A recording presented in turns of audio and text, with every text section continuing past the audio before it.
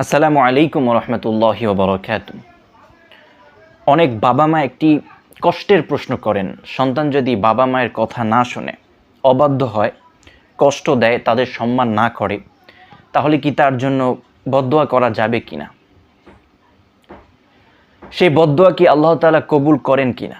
আবার সন্তান যদি ভুল বুঝতে পেরে ফিরে আসতে চায়, তাহলে তার জন্য কি রহমতের দরজা খোলা থাকে? আসুন কোরআন, সহিহ হাদিস এবং ইসলামী শিক্ষার আলোকে বিষয়টি আমরা জেনে নিই।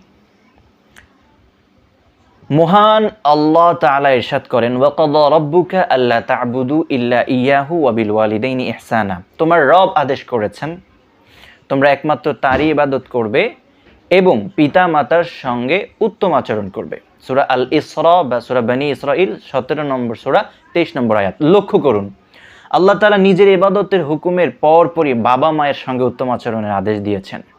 এটি তাদের মর্যাদার কত বড় প্রমাণ, একটিবার চিন্তা করুন। অন্য আয়াতে আল্লাহ তাআলা বলেন, ওয়াগফির লাহুমা জানাহা যুল্লি মিনার রাহমাতি ওয়া কুর রাব্বিরহামহুমা কামা রাব্বায়ানি সগীরা। তাদের প্রতি দয়ার সঙ্গে বিনয়ের ডানা নত করে দাও এবং বলো যে, হে আমার রব, ইরহামহুমা কামা রাব্বায়ানি সগীরা, তাদের প্রতি দয়া করো যেভাবে তারা আমাকে ছোটবেলায় দয়া করেছে, লালন পালন করেছে। সূরা আল ইসরা 17 নম্বর সূরা, একই 24 নম্বর আয়াত।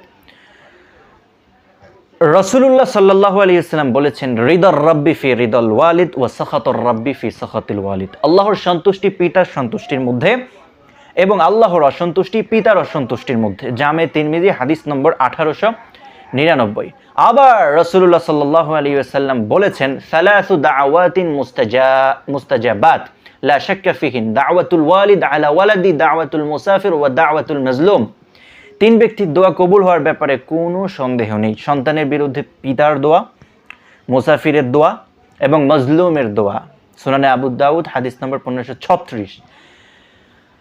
কিন্তু এখানেই ইসলামের সৌন্দর্য শেষ নয়। একই নবী সাল্লাল্লাহু আলাইহি ওয়াসাল্লাম আবার আমাদের শিক্ষা দিয়েছেন, লা তাদউ আলা আনফুসিকুম ওয়া লা তাদউ আলা আওলাদিকুম ওয়া লা তাদউ আলা আমওয়ালিকুম। তোমরা নিজেদের বিরুদ্ধে দোয়া করো না, নিজেদের সন্তানদের বিরুদ্ধে দোয়া করো না, এবং এই যে সন্তানদের বিরুদ্ধে দোয়া করো না, নিজেদের সম্পদের বিরুদ্ধে দোয়া করো না, মানে বদদোয়া করো না। সহিহ মুসলিম হাদিস নম্বর 3009 নম্বর হাদিস।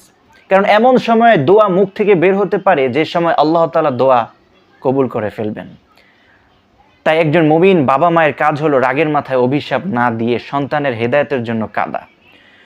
লাখ লাখ কোটি কোটি মা বাবা শুধু শুধু ছেলে মেয়েদের উপর বদদোয়া দেয়, একদম এটা আসলে উচিতই না। চার মাযহাবের আলেম এবং অসংখ্য স্কলার বাবা মায়ের অধিকার, সন্তানের দায়িত্ব এবং পরিবারে সংশোধনের উপর জোর দিয়েছেন। তারা বলেন, শাসন হবে প্রজ্ঞার সঙ্গে আর দোয়া হবে কল্যাণের জন্য।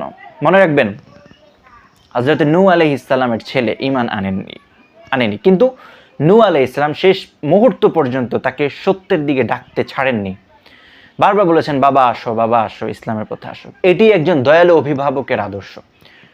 প্রিয় সন্তান, আজ যদি বাবা মায়ের মন ভেঙে দাও, কাল হয়তো অনুশোচনা করেও তাদের কাছে ক্ষমা চাওয়ার সুযোগ পাবে না। আর প্রিয় বাবা মা, আপনার সন্তানের জন্য বদদোয়ার বদলে বেশি বেশি এই দোয়া করুন, হে আল্লাহ, আমার সন্তানকে হেদায়েত দান করুন, তার অন্তরকে দ্বীনের দিকে ফিরিয়ে দিন এবং তাকে নেককার বানিয়ে দিন। কারণ হেদায়েতের একটি দোয়া কখনো কখনো 1000 বার শাসন মারার চাইতেও বেশি কার্যকর হতে পারে। আল্লাহ তাআলা আমাদের সবাইকে বাবা মায়ের হক আদায় করার তৌফিক দান করুন। তারা যদি বাই চান্স ভুল করেই ফেলে, তাদের সাথে নরম স্বরে কথা বলেন, যেমনটা আয়াতে আছে, কিন্তু মারামারি করা যাবে না, বকাবকি করা যাবে না।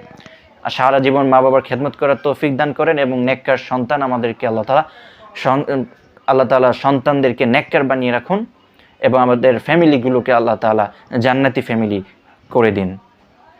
আসসালামু আলাইকুম ওয়া রাহমাতুল্লাহি ওয়া বারাকাতুহু।